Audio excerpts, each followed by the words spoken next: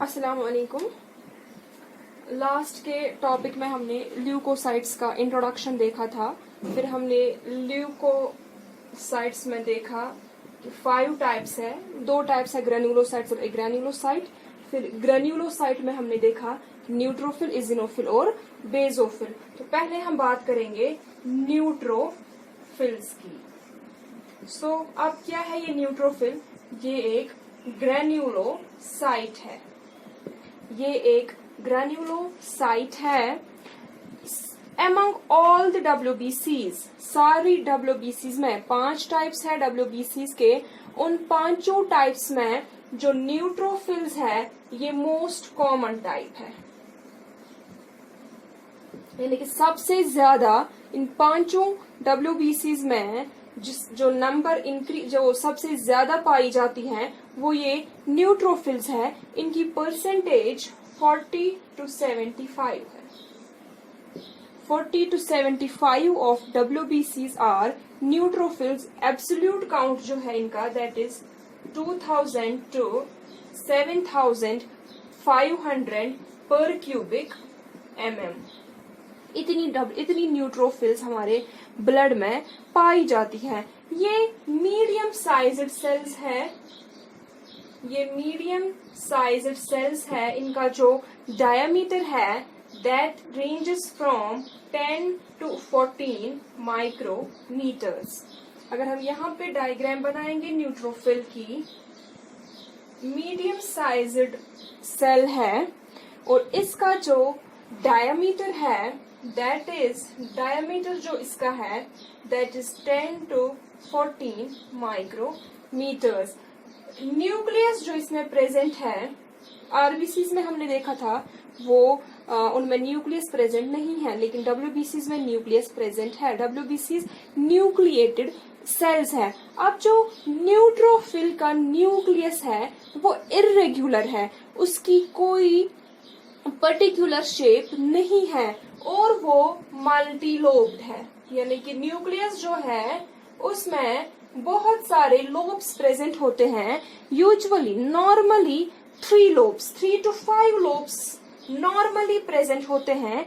कुछ न्यूट्रोफिल्स में इससे ज्यादा भी लोब्स प्रेजेंट होते हैं, या जितनी ज्यादा एज्ड न्यूट्रोफिल हो जाती है उसमें नंबर ऑफ लोब्स भी इंक्रीज हो जाता है। सो न्यूट्रोफिल्स मीडियम साइज्ड ग्रेन्युलोसाइट्स है जिनका न्यूक्लियस इर्रेगुलर है और मल्टी लोब्ड है। डिफरेंट लोब्स है। कभी किसी न्यूट्रोफिल में 2 लोब्स देखोगे, किसी में 3 देखोगे, किसी में 4 देखोगे, या किसी में इससे ज्यादा भी लोब्स देखे जाते हैं। और इनमें ग्रेन्यूल्स जो है, जैसे कि पहले ही कहा ग्रेन्युलोसाइट्स है, तो इनमें जो ग्रेन्यूल्स प्रेजेंट है वो बहुत फाइन है। इनमें फाइन ग्रेन्यूल्स प्रेजेंट है। ग्रेन्यूल्स का कलर अगर देखेंगे, ग्रेन्यूल्स इसमें फाइन फेंट पिंक यू कैन से, और पर्पल। ग्रेन्यूल्स का कलर फेंट पिंक होगा या पर्पल होगा। और न्यूक्लियस का कलर, न्यूक्लियस एक तो इर्रेगुलर होगा और मल्टी लोब्ड होगा और उसका कलर ब्लू वायलेट होगा। ब्लू वायलेट कलर है न्यूक्लियस का। साइटोप्लाज्म का कलर स्लेटी ब्लू है। साइटोप्लाज्म स्लेटी ब्लू कलर का होता है। ये मॉर्फोलॉजी आपको याद रखनी है कि किस डब्ल्यूबीसी में ग्रेन्यूल्स कैसे हैं, न्यूक्लियस कैसा है, साइटोप्लाज्म कैसा है, न्यूक्लियस की शेप क्या है, ग्रेन्यूल्स छोटे हैं या बड़े हैं। ये सब डब्ल्यूबीसीज का आपको याद रखना है। जब आपको मॉर्फोलॉजी याद रहेगी तभी जाके आप कल माइक्रोस्कोप पे डिस्टिंग्विश कर सकते हैं न्यूट्रोफिल कौन सी है, इजिनोफिल कौन सी है और बेजोफिल कौन सी है। वो याद रखने के लिए आपको इनकी मॉर्फोलॉजी याद रखनी मस्ट है। और इनका जो लाइफ स्पैन है, न्यूट्रोफिल्स का life span is 6 hours 6 hours to few days. Neutrophils 6 घंटों से लेकर कुछ दिन 3, 4, 5 दिन तक ही जिंदा रह सकती हैं।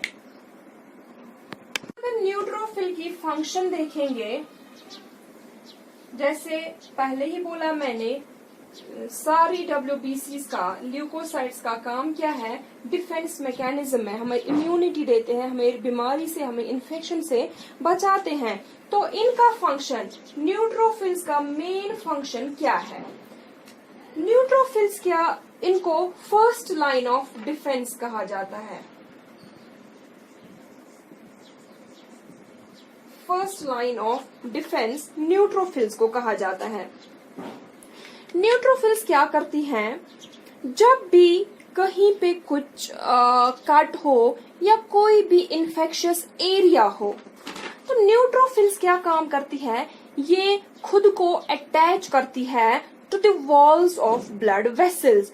ये अगर कहीं किसी ब्लड वेसल में कोई कट आ गया, कोई इंजरी आ गई या कोई इन्फेक्शियस ये मटेरियल आ गया, तो ये न्यूट्रोफिल्स झुंड में आती हैं और ये इस जो ब्लड वेसल है इसको ब्लॉक करती है। ये जो भी ये पैसेज वे होगा जिससे कोई जर्म्स, कुछ इन्वेडिंग एंटीजेंस अंदर जा सकते हैं, ये उस रास्ते को ब्लॉक करते हैं ताकि अंदर कोई भी फॉरेन पैथोजन, कोई भी इन्वेडिंग एंटीजन अंदर ना जाए और उस वजह से इन्फेक्शन हो जाए। तो ये फर्स्ट लाइन ऑफ डिफेंस इनको क्यों कहा जाता है? क्योंकि सबसे पहले यही पहुंच जाती है इन्फेक्शियस एरिया पे। आप ऐसे समझेंगे, फॉर एग्जाम्पल बॉर्डर पे कुछ हमला हो रहा है, बॉर्डर से कोई अंदर आने की कोशिश कर रहा है, तो बॉर्डर पे जो सिक्योरिटी होती है, जिसको हम बॉर्डर सिक्योरिटी फोर्स BSF कहते हैं, तो सबसे पहले उनके साथ वही BSF लड़ते हैं, फिर जाके बाकी फोर्सेस, चाहे कोई भी फिर पैरामिलिट्री फोर्स हो, पुलिस हो, व्हाटएवर, लेकिन जो सबसे पहले उनके साथ लड़ते हैं वो BSF है। इन द सेम वे ये जो न्यूट्रोफिल्स है, ये सबसे पहले, आप समझो कि ये बॉर्डर सिक्योरिटी फोर्स है, ये सबसे पहले है जो साइट ऑफ इन्फेक्शन पे पहुंचते हैं, जो सबसे पहले लड़ते हैं, इसलिए इनको कहा जाता है फर्स्ट लाइन ऑफ डिफेंस। तो ये जर्म्स को फिर किल कैसे करते हैं? By the process of phagocytosis, या you can say cell eating. ये एनगल्फ करते हैं थ्रू प्लाज्मा मेम्ब्रेन। ये कोई भी फॉरेन एंटीजन, कोई भी फॉरेन पार्टिकल हो, ये उसको एनगल्फ करते हैं, उसको कहते हैं फैगोसाइटोसिस। जो आपने नॉर्मल काउंट न्यूट्रोफिल्स का देखा, नॉर्मल काउंट 2000 से लेकर 7500 या परसेंटेज की अगर बात करेंगे, 40 to 75% हमारे ब्लड में न्यूट्रोफिल्स पाई जाती हैं। WBCs में न्यूट्रोफिल्स का जो काउंट है दैट्स 40 to 75%। अब अगर इस काउंट से ज्यादा 75% से ज्यादा न्यूट्रोफिल्स हमारे ब्लड में देखी गई, उस कंडीशन को न्यूट्रोफिलिया कहा जाता है। न्यूट्रोफिलिया ऐसी कंडीशन जिसमें न्यूट्रोफिल्स का काउंट नॉर्मल से ज्यादा हो जाएगा। तो ये किन किन कंडीशंस में होता है? ये एक्यूट बैक्टीरियल इन्फेक्शन अगर होगा, बैक्टीरियल इन्फेक्शन होगा, या कोई भी इन्फेक्शियस डिजीज होगी, कोई भी इन्फेक्शियस डिजीज होगी, या रूमेटाइड फीवर होगा, या अगर अपेंडिसाइट्स होगा, अपेंडिसाइट्स, या कोई फिजिकल स्ट्रेस पोस्ट सर्जरी, या कुछ मेडिकेशन की वजह से, या अगर ग्रेन्युलोसाइटिक ल्यूकीमिया होगा, तो इन सब कंडीशंस, ये सारे कॉजेज है न्यूट्रोफिलिया के। और अगर अब इस 40% से कम हुआ काउंट, अगर इससे कम हो गया काउंट, उस कंडीशन को न्यूट्रोपीनिया कहते हैं। न्यूट्रोपीनिया ये वो कंडीशन है जिसमें न्यूट्रोफिल्स का काउंट नॉर्मल से कम हो जाएगा। इसके भी कॉजेज है, इन्फेक्शियस डिजीज में होता है लाइक टाइफाइड, ये वायरल इन्फेक्शन से होता है। अगर वायरल इन्फेक्शन होगा उसमें न्यूट्रोपीनिया होता है, ये रेडिएशंस की वजह से हो सकता है, ये कीमोथेरेपी की वजह से हो सकता है और स्टीरॉइड से। So these are the causes of neutropenia. This was all about neutrophils. Inshallah, in the next lecture, we will talk about eosinophils. Till then, take care. Allah Hafiz.